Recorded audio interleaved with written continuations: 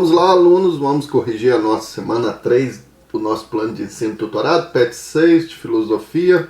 Essa semana nós estudamos um pouco sobre o Søren Kierkegaard, que é considerado por algumas literaturas como o pai do existencialismo, pensando aí no século XIX e XX, em que nós temos aí já um olhar diferente sobre o ser humano, superando esse olhar em relação à modernidade, principalmente que considera o ser humano no seu elemento singular e prioritário a razão, mas agora com o século XIX e XX, que a gente pode dizer o período contemporâneo, né?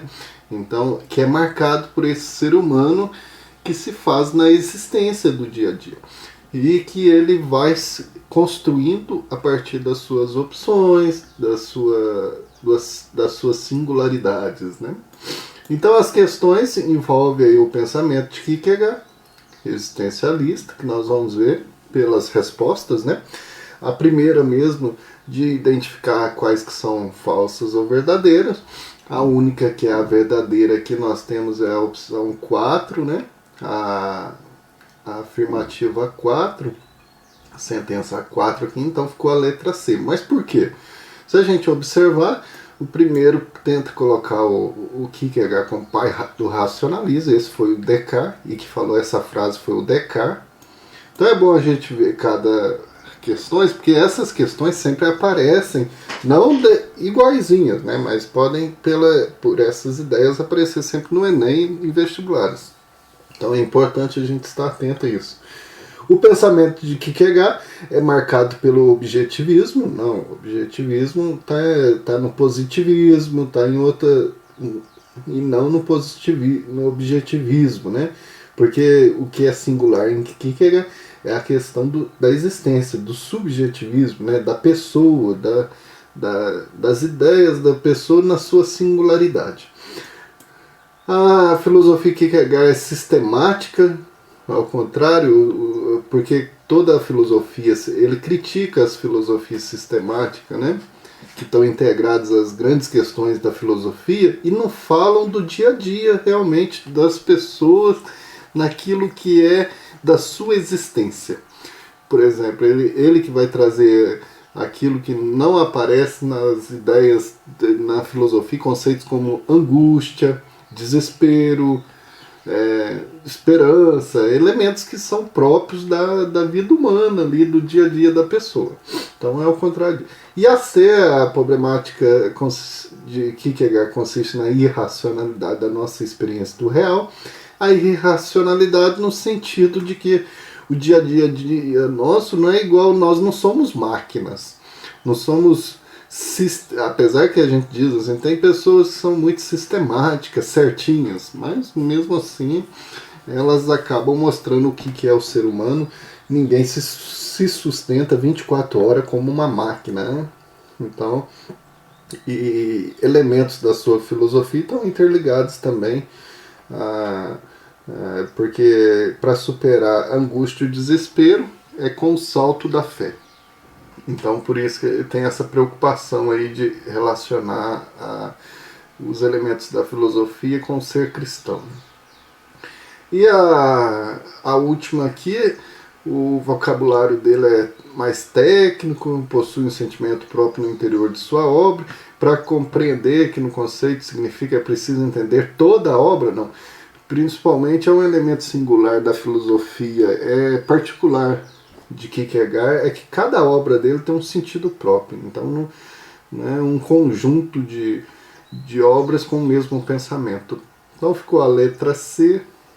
Na 1, na 2 nós temos aí, é muito claro, né? Essa é muito tranquila, até pelo início, não precisava nem ler todo o enunciado, mas pelo início, a importância da filosofia de Kierkegaard, a letra C é muito relevante, não é nenhuma, ao contrário, né? Muito relevante, que aqui nenhuma, a obra de Kierkegaard não tem nenhuma relação com sua existência concreta, ao contrário, aquilo que ele escreve tem toda a relação com sua existência do dia a dia, né? Por isso que ele é chamado aí o existencialista, pai do existencialismo. Parcialmente, aí aqui é que ele não menciona a sua própria vida nas reflexões, igual eu disse, ao contrário, né? É muito relevante porque seu pensamento é marcado pela ênfase na experiência pessoal e sua biografia, que é o veículo para suas reflexões filosóficas. Por isso, falar da filosofia de Kierkegaard é falar dele mesmo. Então, a letra C está mais do que certa, né? A número 3, muito interessante também, pelos enunciados, a sentença aqui, a gente marcar qual que é a certa, ficou a C, a primeira, a segunda e a quarta, só a terceira que tá errado. Nós vamos ver aqui por quê, né? O estilo filosófico de Kierkegaard, ele é um estilo poético, igual eu escrevi aqui, ó, como estratégia literária, cara ao jogo kierkegaardiano, a pseudonímia. O que é pseudonímia? Que vem de pseudo, porque é um nome fictício nas obras dele, e esse nome fictício tem uma ironia por trás, né? Então ele vai citar alguém, ele não fala dessa... Quando a gente vai escrever algo, somente usando esse elemento da ironia, né? Igual nós vamos falar no dia a dia, dar um exemplo aí, você está conversando com uma pessoa, eu vou dar tem uma situação aqui nessa rua, é como se fosse uma pessoa que mora na lua, um fulano de tal, e não existe aquele nome, mas você acaba querendo falar de alguém indiretamente, né? Mas você cita um outro nome fictício, né? Nós temos muito isso, para não atingir a pessoa de forma arbitrária, não querer denegrir a imagem da pessoa, mas para ajudar a refletir, né? Mas no sentido aqui da obra de Kierkegaard, então ele tem muitos nomes aí, porque talvez analisa algumas personalidades, né? Então usa de pseudônimos, nesse caso tá certo. A marca poética não no sentido assim que é uma pessoa amante da vida, mas alienado. Não, o poeta é aquele que interliga o pensamento, os sentimentos e a vida, a realidade. Então esses elementos pseudônimos que ele usa em sua obra constituem um princípio irônico necessário à expressão estética do próprio autor. Os pseudônimos intermediavam de forma poética os pontos de vista de Kierkegaard sobre a existência, embora sem classificá-los de forma taxativa ou definitiva, né? Então esses elementos, só o terceiro aqui, uso de vocabulário técnico, igual aparece naquela questão anterior aqui que estava querendo dizer que aquilo que ele fala, né, um vocabulário técnico. Não, vocabulário técnico no sentido de ter um vocabulário filosófico muito sistematizado, né, que vem até da tradição. Não, ao contrário, eles têm sempre uma singularidade, uma personalidade nas suas obras e que faz todo mundo entender por falar da existência da vida, né? Então, na número 3, nós temos a opção 3 aí.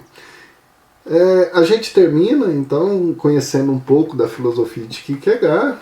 Quem quiser aprofundar, tem muitos vídeos, textos na internet que você possa cuidar com as pesquisas, né? Procura sempre buscar aquilo que são autores que estão ligados à universidade, que tem pesquisas. Então, bons estudos, boa semana, até a nossa próxima aula. Um abraço a todos.